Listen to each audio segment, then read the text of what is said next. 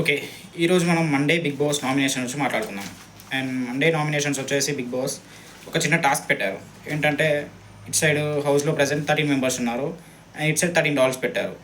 And 13 members వచ్చేసి 13 డాల్స్‌ని తీసుకోవాలి. One by one pick చేసుకోవాలి. బట్ ఏంటంటే ఎవరి డాల్‌ను వారు పిక్ చేసుకోకూడదు. అంటే ఎవరి ఫోటో అయితే ఉందో ఆ డాల్‌ని వారు పిక్ చేసుకోకూడదు. పక్కోళ్ళ డాల్‌ని తీసుకోవాలి. ఇలా 13 మెంబర్స్‌కి 13 తీసుకుంటారు. బట్ తీసుకొని మళ్ళీ రివర్స్‌లో వచ్చేయాలి. రివర్స్‌లో పరిగెత్తుకుంటూ వచ్చేయాలి. ఒక సేఫ్ జోన్కి వచ్చేయాలి. కానీ ఎవరు లేట్గా వస్తారో అండ్ వాళ్ళు ఎవరి బొమ్మనైతే పట్టుకొని ఉంటారో అప్పుడు వాళ్ళిద్దరు నామినేట్ చేసుకోవాలంటే స్ట్రాంగ్ పాయింట్స్ చెప్పాలి. తను ఎందుకు హౌస్లో ఉండకూడదు, నేను ఎందుకు హౌస్లో ఉండాలి, ఇలా స్ట్రాంగ్ పాయింట్స్ చెప్పి వాళ్ళని నామినేట్ చేసుకోవాలి. అండ్ ఈ గేమ్ వచ్చేసి బాగానే ఉండింది. ఎందుకంటే ఫస్ట్ మనం ఒకరిని తీసుకోవాలి మన పార్ట్నర్గా. ఎందుకంటే మన డాల్ని తీసుకొని రావడానికి అప్పుడు అక్కడ అటు సైడ్ మన డాల్ ఉండదు అండ్ మనం కూడా ఫాస్ట్గా పరిగెత్తాలి. దానివల్ల అప్పుడు మనం లాస్ట్ పర్సన్ అవ్వము. సో ఆ టూ సైడ్స్లో మన నామినేషన్స్లో ఉండము. ఈ గేమ్ పెట్టేశారు బిగ్ బాస్. అండ్ ఫస్ట్ సైడ్లో సేఫ్ జోన్ నుంచి అందరూ పరిగెత్తారు. అండ్ లేట్గా వెళ్ళేసి సంజనా గారు ఒక డాల్ని తీసుకొని రివర్స్లో వచ్చే టైంలో అప్పటికే అందరూ సేఫ్ జోన్ దాటేశారు. లాస్ట్గా సంజనా గారు ఉండే తన చేతిలో రీతు డాల్ ఉండింది. అండ్ వాళ్ళిద్దరు నామినేషన్ చేసుకున్నారు. పాయింట్స్ చెప్పేసి ఏంటంటే సంజనా గారు వచ్చేసి సేమ్ అదే అన్నారు.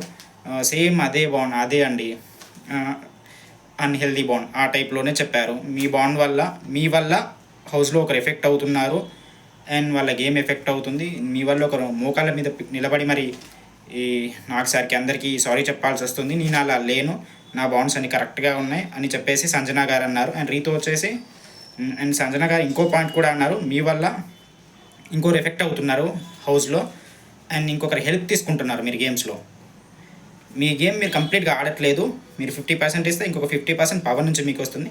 నాకు అలా ఎవరు లేరు, నా గేమ్ నేను 100% ఆడుకుంటున్నాను సంజన గారు చెప్పారు. అండ్ తర్వాత రీతో వచ్చేసి దాన్ని డిఫెన్స్ చేసుకుంటూ నేను అలా ఎప్పుడూ ఆడలేదు, నేను నా గేమ్ మాత్రం నేను 100% ఇచ్చానని చెప్పింది. అది నాకు చాలా కరెక్ట్గా అనిపించింది. ఎందుకంటే రీతో వచ్చేసి తీసుకున్నా కూడా హెల్ప్ ఎప్పుడు ఎవరికి తీసుకోలేదు. తీసుకున్నా కూడా ఒకవేళ అది హెల్ప్ తీసుకునే గేమ్ అయితే తప్ప తను ఎవరు హెల్ప్ తీసుకోలేదు. అలా తీసుకుంది.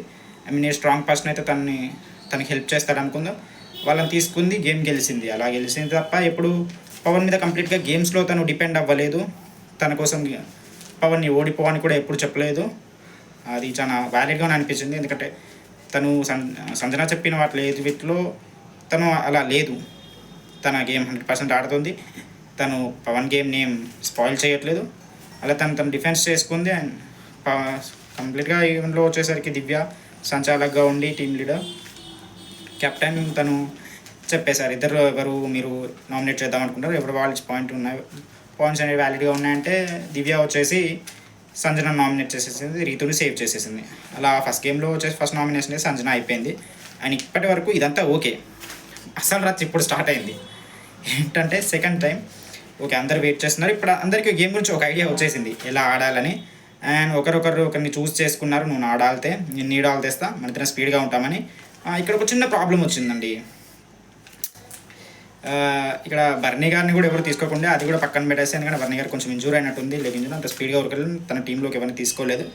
బట్ ఇక్కడ మెయిన్గా వచ్చేసి ఎవరు మన సుమన్ శెట్టి గారిని చూస్ చేసుకోలేదు.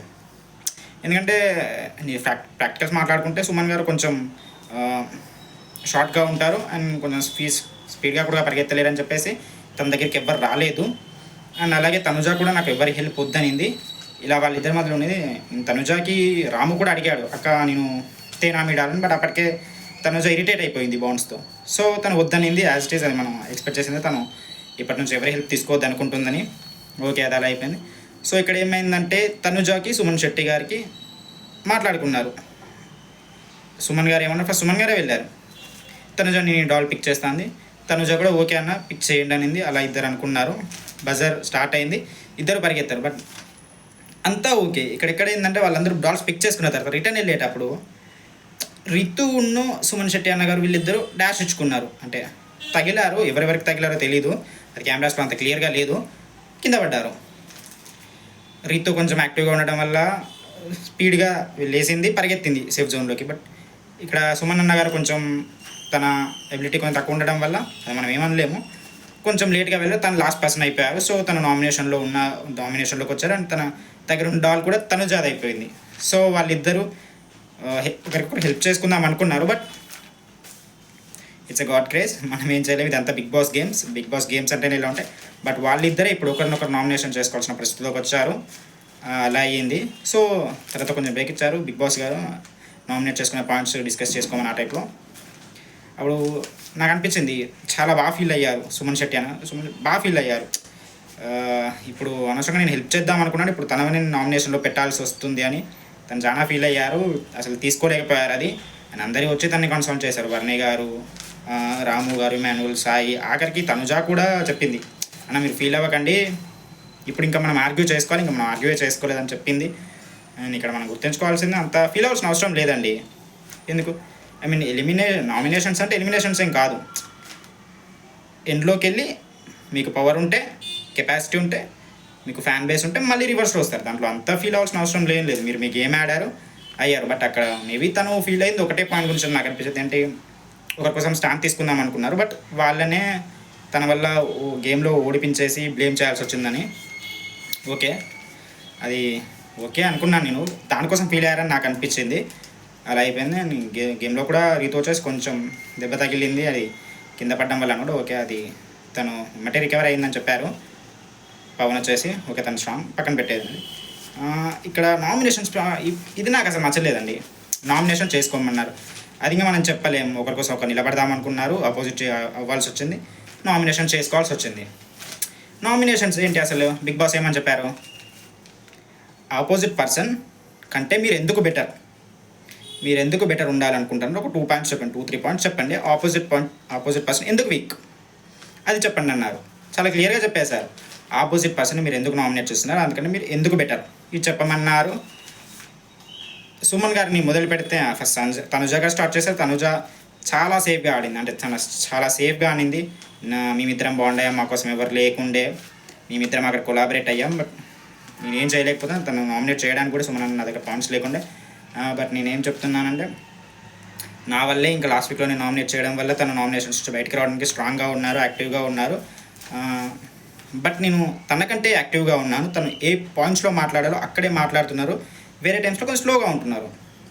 నేను అలా కాదు, కంప్లీట్గా హోమ్లో అన్ని ప్లేసెస్లో ఇన్వాల్వ్ అవుతున్నాను అలా అని చెప్పేశారంటే. తను కొంచెం తక్కువగా ఉన్నాను, నేను కంప్లీట్ యాక్టివ్గా ఉన్నాను. సో తనకంటే నేను డిజర్వ్డ్ అని తను చెప్పింది. ఓకే, ఇది నాకు కొంచెం బెటర్గా అనిపించింది. సుమన్ అన్న గారి దగ్గరికి వస్తే అసలు తీసుకోలేకపోతున్నారండి, ఇది నాకు అసలు నచ్చలేదు. గేమ్లోకి వచ్చే వరకు మీరు చెప్పేయాలి, ఆపోజిట్ పర్సన్ ఎవరైనా సరే ఖచ్చితంగా నామినేట్ చేసేయాల్సింది. బట్ సుమన్ గారు వచ్చేసి లేదు, ఇదంతా నాదే తప్పు, నేను కొంచెం షార్ట్గా ఉండడం వల్ల, కొంచెం బాడీ ఉండడం వల్ల నేను పరిగెత్తలేకపోయాను, నా వల్ల తను ఓడిపోయింది, కావాలంటే నన్ను నేను నామినేట్ చేసుకుంటాను అందులో చెప్పారు. ఇది చాలా సేఫ్గా అన్నారు. అది వెళ్ళలేను, నాకు అసలు అది నచ్చలేదు. అండ్ అప్పుడు దివ్య ఒక ఎక్సలెంట్ మాట మాట్లాడింది. ఇక్కడ నాకు దివ్య చాలా బాగా నచ్చింది. ఒక 50 సెకండ్స్ తను ఖచ్చితమైన ఒక మోటివేటర్ లాగా నాకు అనిపించింది. దివ్య గారిని చాలా గ్రేట్. ఏంటి అన్న, ఇది గేము, మీరు మీకోసం నిలబడండి, మీరే మిమ్మల్ని సేవ్ చేసుకోలేకపోతే ఇంకా ఎవరు సేవ్ చేస్తారు మిమ్మల్ని, మీరు ఇప్పటి గురించి ఆలోచించకండి. మీరు సెకండ్ రౌండ్ వరకు వచ్చారు, మీరు మీకోసం నిలబడాలి, మీరు ఇంత సింపుల్గా గివప్ ఇస్తే కుదరదు, మీరు ఖచ్చితంగా మీ పాయింట్ చెప్పండి అని తను చాలా స్ట్రాంగ్గా మాట్లాడింది. నాకు అది చాలా మోటివేషన్ అనిపిస్తుంది. సంచాలకు కూడా తనకు కొంచెం లాంగ్వేజ్ ప్రాబ్లం ఉంటుండే, తనుజ చెప్పే తనకు అర్థం అవ్వట్లేదు, కానీ తను మాత్రం స్ట్రాంగ్ ఒకటే పాయింట్ మీద ఉంది. వాళ్ళిద్దరిని అసలు ఒప్పుకోవట్లేదు, మేమే నామినేట్ అవుతామంటే మేము అవుతున్నామని వాళ్ళిద్దరు అంటున్నారు, అసలు ఎవరు బ్యాడ్ పాయింట్స్ చెప్పట్లేదు. కానీ సంచాలకు మాత్రం స్ట్రాంగ్గా ఉండింది. మేబీ తనకి దెబ్బ తగలడం వల్ల, తను ఫస్ట్ నామినేషన్స్లో ఉండడం వల్ల నాకు అదంతా కుదరదు. నేను ఫాల్ట్ సంచాలక అస్సలు ఉండాలనుకోవట్లేదు. మీరు ఖచ్చితంగా ఆపోజిట్ పర్సన్ కంటే ఎందుకు బెటర్, ఆపోజిట్ పర్సన్ ఎందుకు బ్యాడ్, మీరు ఎందుకు హోమ్లో ఉండాలి, ఇది చెప్పండి నాకు, ఇంకేం చెప్పకండి, నన్ను ఫాల్ట్ సంచాలక్ చెయ్యకండి అని తను ఒకటే పాయింట్ మీద నిలబడింది. ఆ పాయింట్ మీద ఉండాలి. తనుజ చివరిలో ఈ పాయింట్ చెప్పేసింది క్లియర్గా, నేను హోమ్లో ఫుల్గా యాక్టివ్గా ఉంటాను ప్రతి పాయింట్లో. సుమన్ అన్న గారు అలా ఉండరు, ఏ పాయింట్లో ఉండాలో ఆ పాయింట్లో ఉంటారు, కొన్ని పాయింట్స్లో అసలు ఇన్వాల్వ్ అవ్వరు. సో తనకంటే నేను హోమ్లో చాలా యాక్టివ్గా ఉన్నాను, సో నేను బెటర్ డిజర్వ్డ్ అని తనుజ క్లియర్గా చెప్పేసింది. సుమన్ అన్న గారు ఏమన్నారు, ఇదంతా అడిగిన తర్వాత తనుజ అనే అమ్మాయి చాలా స్ట్రాంగ్ కాంపిటేటర్ నాకు, సో తను ఉంటే నేను హోమ్లో సర్వైవ్ అవ్వలేను, సో నేను తను రిమూవ్ చేయాలనుకుంటున్నాను చెప్పేసారు. ఇది కూడా ఓకే, నాకు బాగానే అనిపించింది. ఇలా వాళ్ళు నామినేట్ చేసుకున్నారు, అలా అయిపోయింది. చూద్దాం. ఇక్కడ ఇంకొక చిన్న పన్నీ పాయింట్ జరిగింది. ఏంటి, Bharani garu second round start అయ్యేటప్పటికి భరణి గారు తనుజ గారు పక్కనే ఉన్నారు, పరిగెత్తున్నారు. భరణి గారు తనుజను పుష్ చేశారంటే హ్యాండ్ తగిలింది, తనకు ముందుకు వచ్చేస్తుంది, పుష్ చేశారు. అది లైవ్లో చాలా క్లియర్గా కనబడింది. అయినా కూడా తనుజ వెళ్ళి డాల్ తీసుకొని వచ్చింది. ఫస్ట్ రాకపోయినా కూడా లాస్ట్ అయితే రాలేదు, అలా వచ్చింది. బట్ తర్వాత వచ్చింది డోంట్ పుష్ భరణి అన్నానని. బట్ భరణి గారు ఒప్పుకోలేదు అది. బట్ అది వచ్చి తప్పు, అలా పుష్ చేయకూడదు, అది చాలా క్లియర్గా కనబడిందండి. ఓకే భరణి గారు, ఇలాంటి వీడియోస్ మీకు మరిన్ని కావాలంటే let's subscribe and share my channel. And మీరు కూడా చెప్పండి, తనుజ గారు సుమన్ గారులో ఎవరు నామినేట్ చేయాలనుకుంటున్నారు, ఎవరిని నామినేట్ చేయాలనుకుంటున్నారు, ఎవరు స్ట్రాంగ్ పర్సన్, ఎవరు హోమ్లో ఉండాలని మీరు అనుకుంటున్నారు, ఎవరు హోమ్లో నుంచి వెళ్ళిపోవద్దని మీరు అనుకుంటున్నారు, కింద కామెంట్ చేయండి.